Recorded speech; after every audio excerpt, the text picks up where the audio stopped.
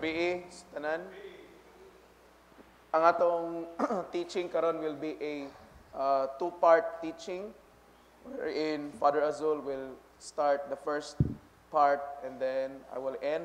So di na nako langayon pa. Let me call on Father Azul for the start of our teaching karong gabi una.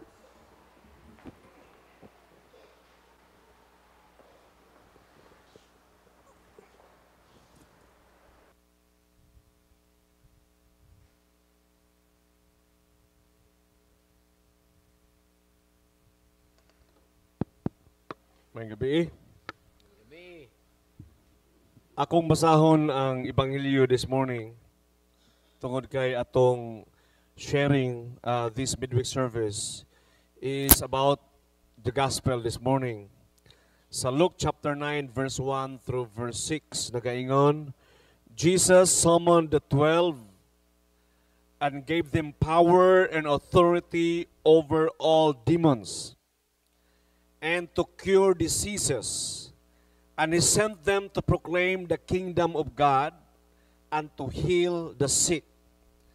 He said to them, "Take nothing for the journey, neither walking stick, nor sack, nor food, nor money, and let no one take a second tunic. Whatever house you enter, stay there and live from there. And for those who do not welcome you, when you leave the town, shake the dust from your feet and testimony against them." Then they set out and went from village to village, proclaiming the good news and curing diseases everywhere. Maigsoon, naghisgot kini sa pagpadala ni Ginoong Hesus sa iyang mga tinunan ngadto sa kasikbit nga mga balangay sa Israel. Iya silang gipadala tagurha. Og atong nadungog sa Ebanghelyo nga gitagaan niya og he gave them power and authority. Now, take note with this word.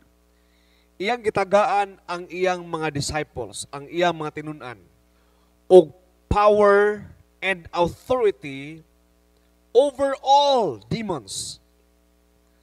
Dili lang demon nga low quality, kanang batawag na ito ng mga elementals, mga lamang lupa ba? Engkanto, tiyanak. Overall, akip na si Lucifer, akip na ang mga banggiitan kayo ng mga high-ranking officials sa demons. And ang iyang instruction, he gave them power and authority over all to cure diseases. And he sent them to proclaim the kingdom of God and to heal the sick. Now, since day one of the fall of man, si Adam and Eve, sa pagkahulog sa sala, sa atong pinakaunang ginikanan ng si Adan o si Eva, Satan and the rest of the fallen angel are reigning and manipulating almost every human being.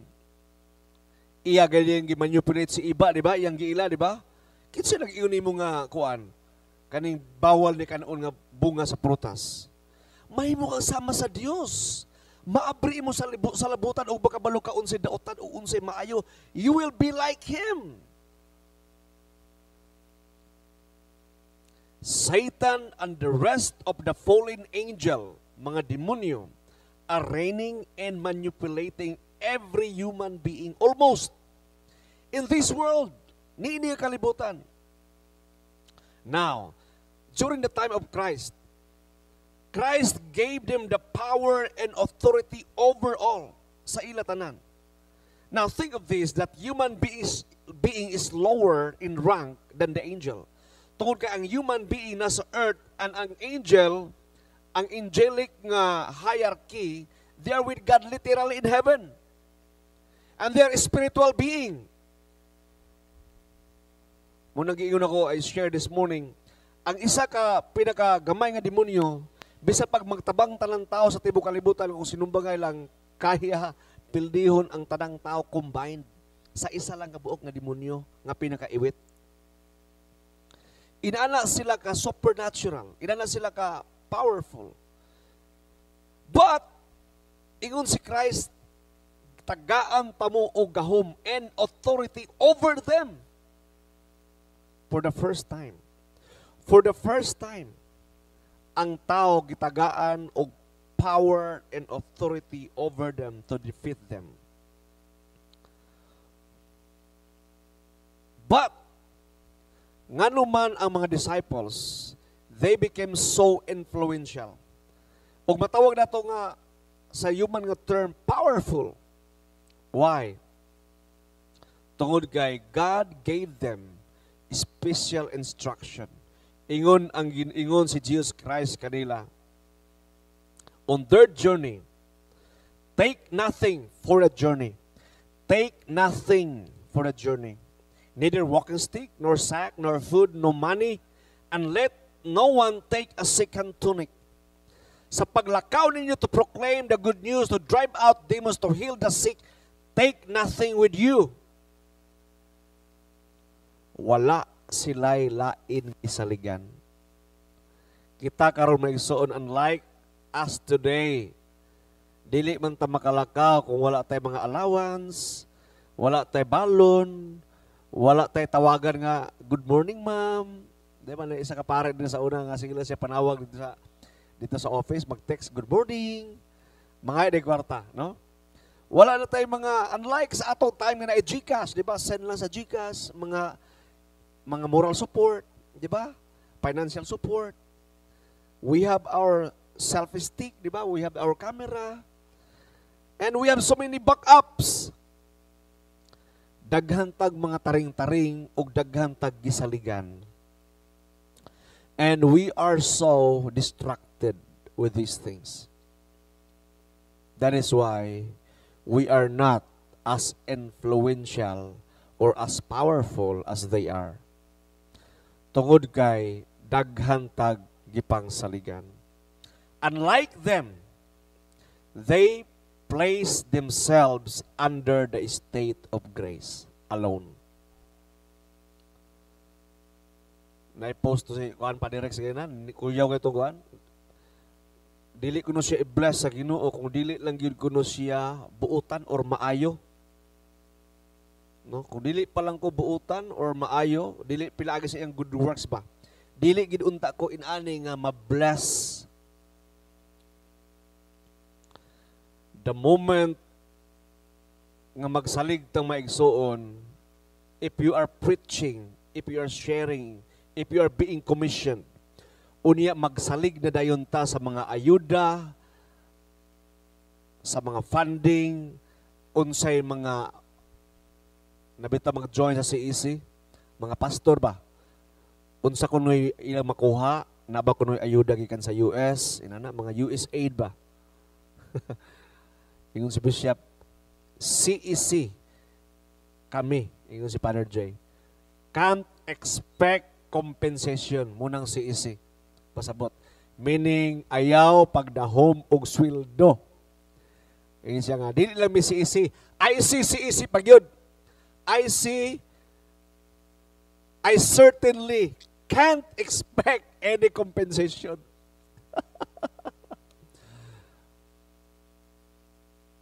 Muna may suon nga, if we rely on these things, muna to saligan, mga lagad na Ginoo, cursed is the man who trusts in man, but blessed is the man who trusts in God.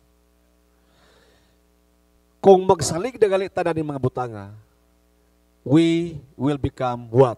Distracted na. And we are no longer in the state of grace, but in the state of sin.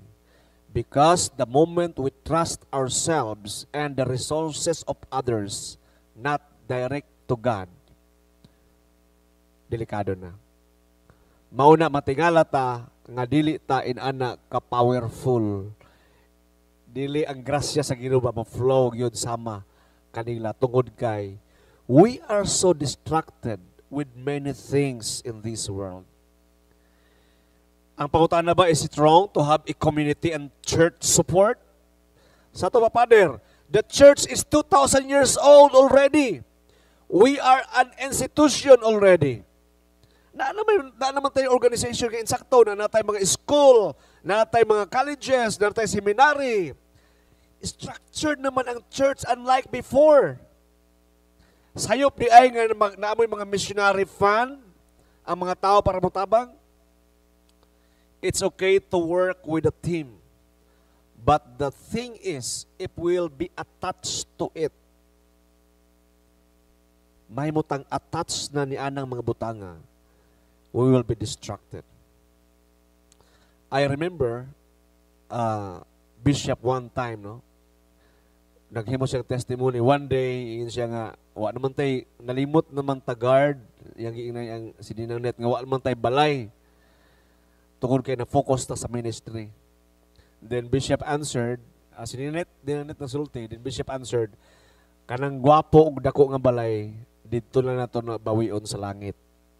Dire ato lang tang ayom-ayomon atong balay. No? So, inana ba, but how about us? How about some of us?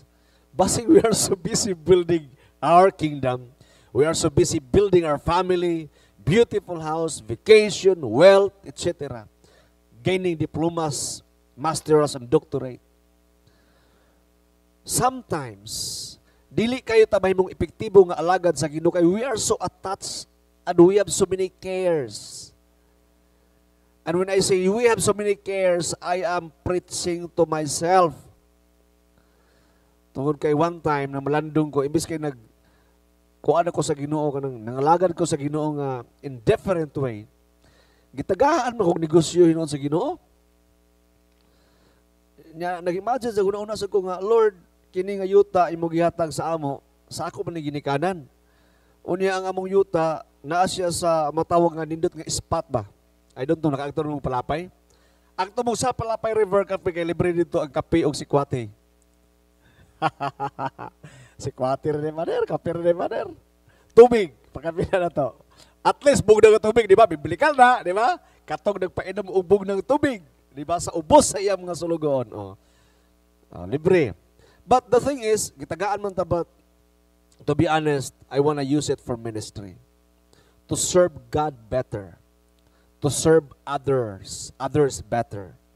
Pero dili sad pwede nimo nga abosaran nga maglibre ka na sa tanang kabingon ng Ginoo. Dili man inana mao bitaw nga ang mga tao nining kalibutan mas kaantigo silang dumala kaysa antigo sa mga tao sa kahayag. So bantayan nato na ibalanse nato na ang kuan, balanse nato ng charity o ang business kay ginahatag po na siya sa mga katawhan sa Dios. No, at ang importante nga masaligan ta sa gagamayng butang. But anyway, we have so many cares. Daghan kay ta sa katanan og mga pagandoy ug matabunan ta og bahadlok dahil noon ta mo commit. Ug nasayod ta na i-post nabasa na po ito ako about the Father Pio. Gina-post ni Father Rex sa among demonology nga naay usa ka tawo nga na siya calling, tama no? Na siya calling pagka-clergy pero gipili niya nga nagpakasala siya. Og nangutana tong babae iyang asawa nga asa ang iyang bana. Ingon si Father Pio usa ka santos nga nakit-an ako siya sa impyerno, naganto siya sa kalayo. Tungod kay nangayo siya og pasaylo sa Dios apan wala siya'y desire nga mobiya sa iyang mga sala. Ang iyang confession na himong makiri, na himong pagpasipala sa Dios. Tungod kay dili gyud siya tinud-anay. Nangayo niyang sa pasaylo apan wala niya biyai ang iyang habitual sin og namatay siya out of God's grace. He is not in the state of grace. Tungod kay naa siya sa pag-abusar sa grasya sa Ginoo. Og sa diyan nagkumpisal siya sa pare, wala gid niya gisugid ang tinuod og wala gayud siya natagaan og absolution. My son, we have so many cares of this world. That is why we are so slow. I shared this morning, ang boxing, kanina maging away ka sa demonyo ba? Pag wala kay focus, kulatado giga, igo-iga. Muna ang imong focus digid sa Ginoo. Tama gid ang imong focus kay kung bisan ka rin sa sinong bagay, di ba? Kung wala kay focus sa imong kuan, sa imong defenses nimo, igo gid ka. But of course, kita mga Kristohanon, magsalig kita sa Ginoo sa tanang panahon. And unsa ingon ni Jesus Christ kang Martha? Martha, there's only one thing that is important. And Mary got it right. Naminaw sa pulong sa Ginoo.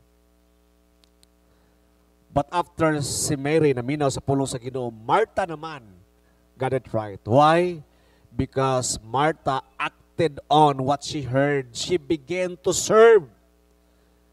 Galing lang ang Martha lang wrong timing. Okay ba namang serve? Pero ayaw pag-serve when your master is talking. My son, we need Mary and Martha in the church. We need to hear, listen, but we need to walk our talk. We need aksyonan nato ang atong pagtuo. And the Great Commission is preach, proclaim the gospel. Amen. Di nakadugayon ako i-share, so isuon Father Rex.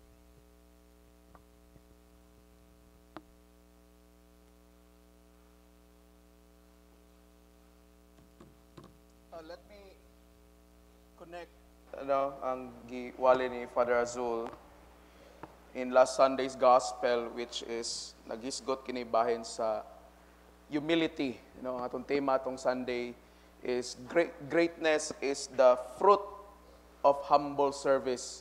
Ang pagkalabing dako mao kini ang bunga sa mapaubsanong pagpangalagad. Nagdungog ninyo sa Ebanghelyo nga gibasa ni Father Azul nga gitagaan Ginoong Jesucristo ang iyang 12 ka apostoles og otoridad og gahom batok sa mga demonyo, sa yawa og pag-aron usab pag-ayo sa ilang mga sakit. No, og niingon si Kristo nila nga ayaw mo pagdala og bisan unsa. Ang buot pasabot nga we have to leave our, sa gingon ni Father Azul, we have to leave our earthly cares sa atong pagsangyaw sa Ebanghelyo. Di ta magsigunahuna sa atong mga kalibutanong kabalaka. Na wala ko ani, manang dili ko ka mission, wala mong ko'y kwarta god, manang di ko ka adtog kiabagat, wala mong ko'y ingani god, maunang di ko ka tuman sa gisugot ni bishop, ni father, ni deacon. But if to be honest, ang atong gikinahanglan is humility. That is why the question karong gabi una, who is the greatest in the eyes of the Lord? Kinsa man ang labing dako diya sa mata sa Ginoo? For Jesus, the greatest is the one who is willing and ready to serve and not to be served. Ang labing dako kuno diya sa gingarian o diya sa mata ni Ginoong Jesucristo kadtong mga tao nga andam mo alagad, okay? Og dili alagaran. Amen? The greatest is the one who humbles himself despite the temptation to boast and be arrogant. Ang labing dako sa gingharian sa Ginoo mao kini kadtong magpaubos sa iyang kaugalingon, taliwala sa tentasyon, sa panghinambog ug mahimong arrogante. Now we have to understand nga when a person receives power and authority or is on a higher position, the temptation to be arrogant is there. Kung ang usa ka tawo makadawat gani gahom ug otoridad o nasa taas nga posisyon, ang tentasyon sa pagka arrogante na agid na. Why? Tungod kay he is on the high pedestal. Tungod kay nasa sa pinaka-tuktok sa iyang kinabuhi. The greatest are those who quietly fulfill their vocation for the Lord without expecting anything in return. Ang labing dako diya sa gingarian sa Ginoo kadtong nagtuman sa ilang mga tawag og wala sila nagpaabot nga adunay ikabalo sa ilaha, sa ilahang pagtubag niya nga tawag. As ministers, as clergy, do we expect anything in return sa atong pagpangalagad sa Ginoo? The wrong motive to serve God is to expect something or is to expect a reward when we serve Him. Ang sayop nga motibo sa pagpangalagad sa Ginoo kanang magdahom ta og naay balos sa atoa tungod kay nag-alagad ta. That is why many people fail in their ministry even sa ilang tawag as a priest, deacon, and bishop. Nganuman, tungod kay as the years will go by, they will begin to count God. Magsugod na sila og pangwinta sa Ginoo. Lord, I was with you for 10, 20, 30 years of my life. Akong gihatag sa imo. Unya, mora ni imong balik nako. Lord, sige ko overtime sa simbahan. Tanan akong oras, puro simbahan. Bisa nag-eskwela kog layo. Muli gid ko, Lord, aron nga makaserve ko nimo. Unya, mao lang ni imong tagaan lang ko nimo og 3 nga grado. But timan ang labing dako diya sa gingarian sa Ginoo katong hilom lang nga nagtuman sa iyang tawag. Amen. Di man kinahanglan nga manginambog ka nga magalagad ka sa Ginoo, no? But that's why sa Acolyte naaman ni sila ka ng ministry t-shirt nga ginapasulob nako sa ila during pag mag-serve sila Sunday. And ang akong number 1 instruction gid sa ila, ayaw ninyo nigsuluba kung dili mo mag-serve sa simbahan. Ayaw nigsuluba sa eskwelahan, sa inyong balay. Nganuman, kay klaro kay dako kay ngalan sa likod, Acolyte. Lami ba kay paminaw nga, "Oy, Acolyte day ka?" Balaan kay ka. Diba? Nganuman, the lesson that I was trying to teach them is an acolyte should be humble. Okay? Kita pod nga nag-alagad sa Ginoo, dili kinahanglan nato ipasundayag nga magmahal ka ng singer, magmahal ka ng dance minister. No, nga buang naman siguro mo. No? Kung sa Kristan imong pilion, ang cross gani giampingan, ikaw pa kaha. So manaa di ba, hambog ka ng hambugiro kayo. No? Magmahal ka ng Asher, gibali-bali gani ang kongregasyon, ikaw pa kaha. Laway man paminahon. But many of us love to project power and feel superior because we hold high positions in our work, in the church, or community. Pero daghan ka nato, gusto ginato nga ipakita nato ang atong gahom, no? Ang atong otoridad tungod kay naghawid ta og mga posisyon, no? You are a ministry leader, you are a deacon, a priest, a bishop. Sometimes we love to project that power and superiority aron nga makita sa uban nga, "Uy, pare ra ba ko? Tahod ba? Diba? Deacon ra ba ko? No? Uy, leader ba ko sa among choir? Nagtala-tala diya kay bawar ba jud ko unsay yabag unsay dili?" No? Sometimes we love to project that kind of power and thinking. But timan nga dili ni mao ang importante diya sa mata sa Ginoo. What matters to God is our childlike humility. Muna ingon si Kristo nga, kung gusto ninyo mahimong labing dako, dapat mahisama kamo niining bata sa verse 37 in Mark chapter 9. No? You should be like a child, or we should be like a child. Okay? But child, C-H-I-L-D. Okay? Jesus is our childlike humility example. Si Kristo mao ang atong ehemplo sa pagkamapaobsanon sama sa usa ka bata. And we should be willing to follow Him without expecting anything in return. Okay? That's why when Jesus gave the authority to His 12 apostles, take note, the 12 apostles, okay? They can do literally everything. Kung unsay kaya himuon ni Jesus, dili man to ingon nga 50% power lang ni Ginoong Jesucristo. It was completely full power and authority gihatag niya. Okay?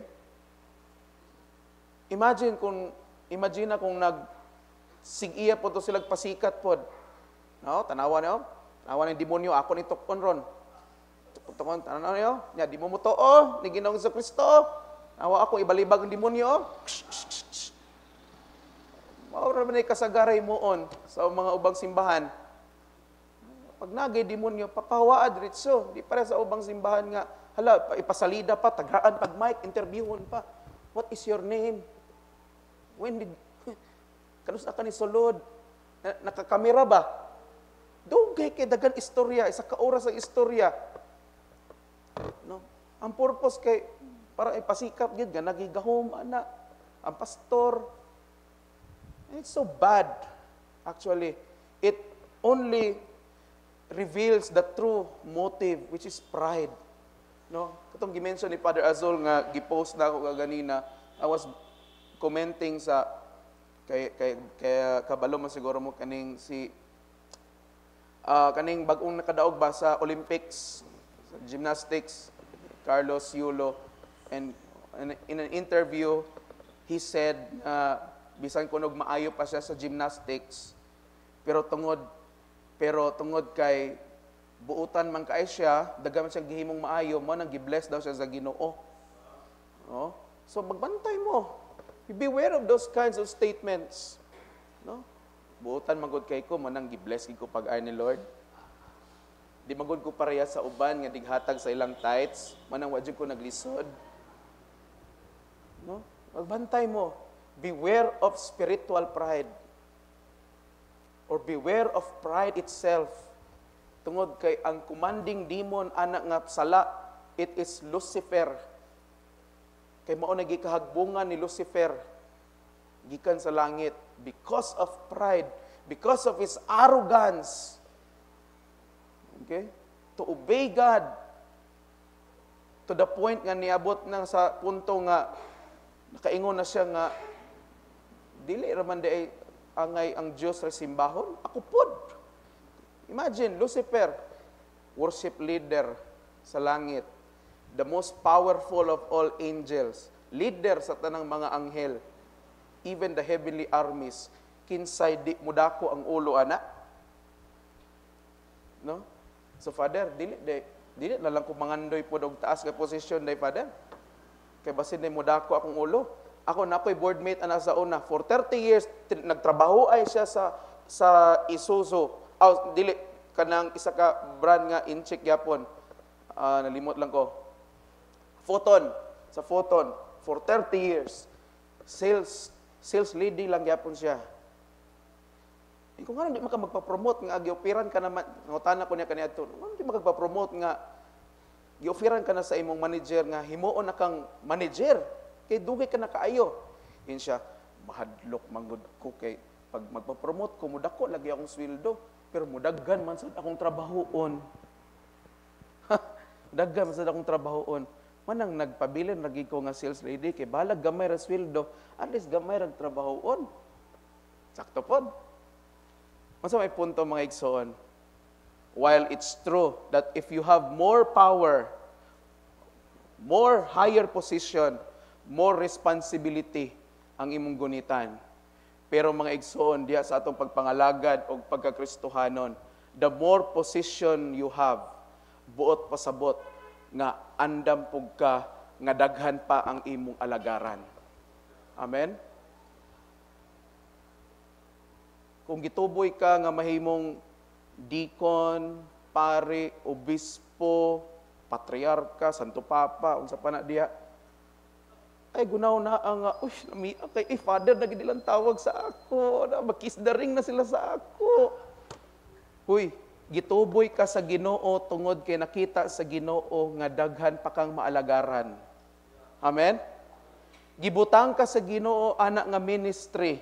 Ikaw ang gibutang sa Ginoo nga leader anak nga ministry kay nasayod ang Dios pinaagi sa obispo nga capable ka nga mag-alagad sa simbahan pinaagi anang ministry nga imong gidala. So ayaw pagpakilig-kilig diha kay wa gyud ka kilig-kilig ana. Amen. Di ba? Dako na nga responsibilidad. Unsa na nga responsibilidad? Responsibilidad sa pag-alagad sa katawhan sa Dios. Mo na nga kung naa ka sa posisyon, nga nindot or taas nga posisyon, unya di ka mag-alagad, unsay tawag sa imo? Politiko. Politiko ang tawag sa imo. Nakakita ko sa live ni Bongo kaganinan buntag, naaman siya sa Dasmariñas, Cavite. Ingon siya nga, hindi ako kagaya sa mga politiko.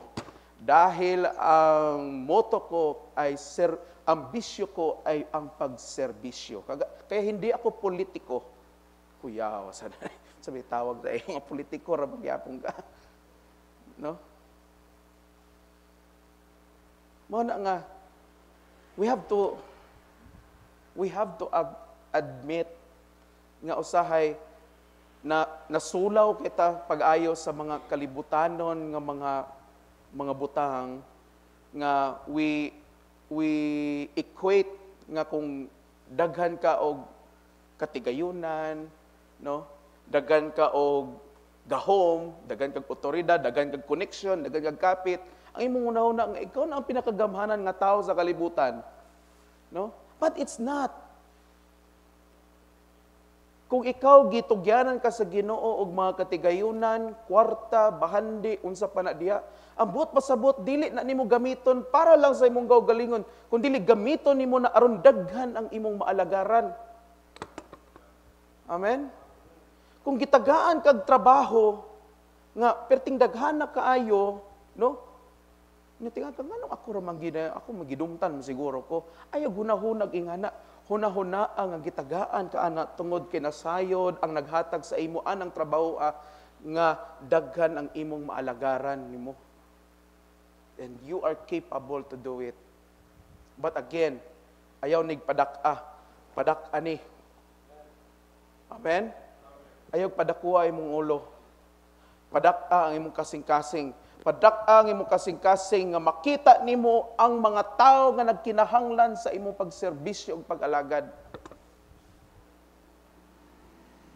Kay kanimang gyud. Mao bitaw ingon si Jeremiah, no? Jeremiah chapter 30 verse 17. Okay? The heart is full of deceit.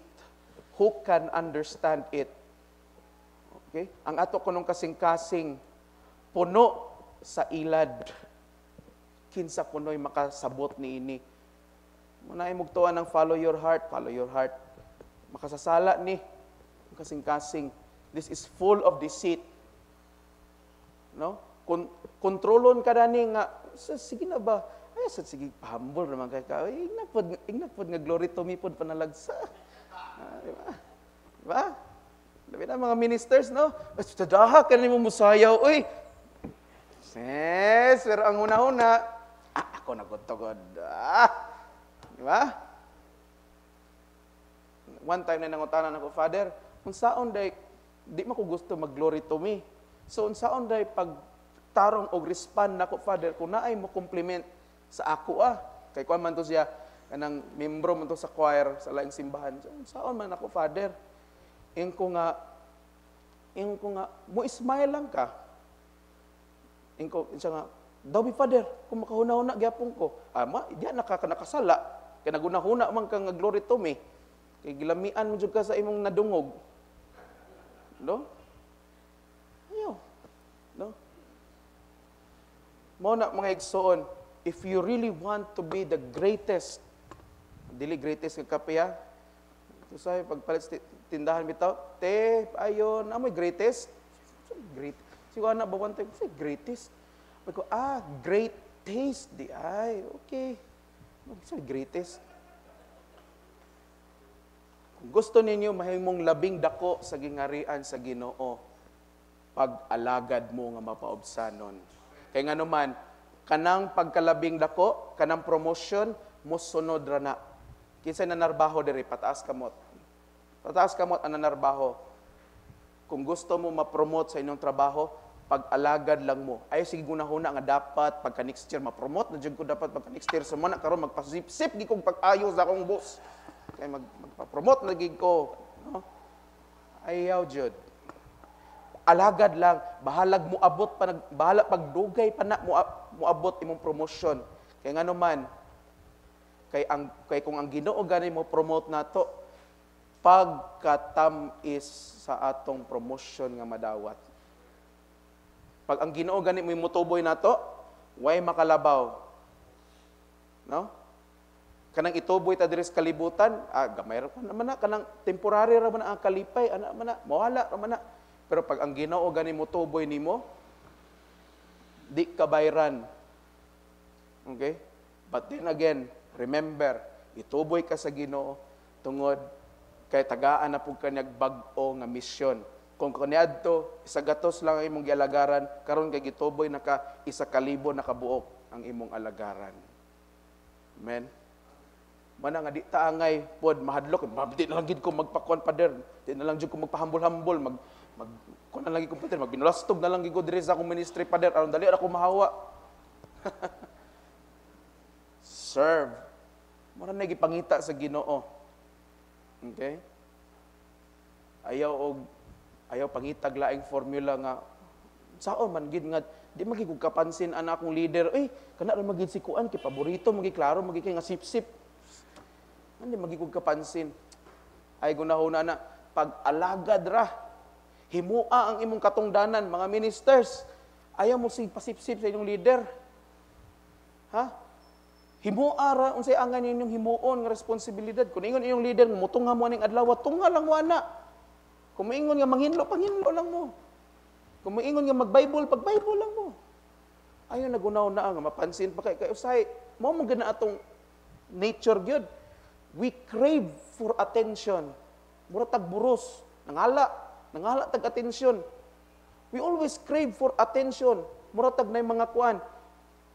Unsay tawag gani kanang ADHD, attention deficit, no? Hypersensitive disorder. Muratag, ano ba? Aang, no? Ga-crave tag attention. Para asa man. Okay? No? Kana ragid siya, mora gid na permi pansino ni Bishop. Yun ko, gid kaayo, pinalabi gid kaayo, duol gid kay sa luwag. Jesus, bisa pag duol as kawa, gasol unsa pa na diha. Kung ang bunga po sa imong kinabuhi po, wa po ka nakita nag-alagad, mo nang di jud ka mapansin. Ngano man, kay kabalo mo, ang gakapansin karon dili itong mga sip-sip, katong mga kusog mo alagad. Amen? Ayaw ninyo, ang gingarian sa Diyos, ayaw ninyo awata sa style sa kalibutan nga aron makasulod kag trabaho, kinahanglan kag bakir, bisan pag naka-masteral, naka-doctorate degree ka na pa, sao man na yung masteral doctorate, pildi makas bakir. Ayaw ninyo awatang gingarian sa Ginoo nga na. Amen? Mga ministers, way bakir-bakir diri. Ang atong gisaligan Ginoo ra, grasya ra tanan kining gihatag sa Ginoo sa ato mo na nakaalagad ta, pribilehiyo ra ni. No? That's sa ako light mo jud na akong gina-instill sa ila. Ay gin mo gunahuna nga tungtungod kinakatungtong mo sa altar, labaw na mo sa mga ubang ministers. Dili, all the more noon nga magpaubos mo. Tungod kay pribilehiyo ra nga nakatungtong mo sa altar. Kung nakitang tanan pod, di ta magunahuna nga tungod man guni sa akong bright, tungod man guni kay dugay na ko nagsimba, dugay na ko nga membro dire, karon pag ko napansin ni Bishop, karon pag nakita akong effort. It's not like that. The more you serve, the more that you will get the attention of God. Okay? Pero dili aron nga maduol ka sa dughan sa Ginoo. Kundi again, be ready. Okay? Be ready. Tungod kay tagaan pagid mo sa Ginoo og dugang nga mga responsibilidad. Og di mo angay mahadlok ana, dugang naunsa ni sa una membro ra man ko ani nga ministry karon ako na may gihimong leader ni noon naunsa naman ning unsa naman ka Lord oy. Ha? Gunaw na ayo na gunaw na nga na. Remember, sige ni Father Azol, Jesus gave the apostles a mission. Tagaan na sila og misyon. O kana nga misyon maotong para pagpadayag adtong gahom ug otoridad nga iyang gihatag to preach the good news. Amen. That's why when we preach the good news, preach it with humility. No? Ako pulaan ako paminaw ana usahay ko na magwali bit na mag-sharing bitaw sa laing kuan bitaw. Ako sa una ingani radyog ko. Apan salamat gid kay ni pastor og sa iyang simbahan og sa kuan mo na naingani na gid ko karon. All by God's grace mga igsoon. Amen. Mulay laing saligan. Inyong kawatas Carlos Yulo. Kasi hindi pala ako mabait. Binibless ako ni Lord kasi mabait ako eh. Good and bad, panalanginan ka sa Ginoo. Sinner or not sinner, panalanginan ka sa Ginoo. Ngano man, because that is because of God's goodness, dili sa atong pagkamaayo. God blesses us not because we are good, but because God is so good. And He is good to you and me. Amen? Announcement.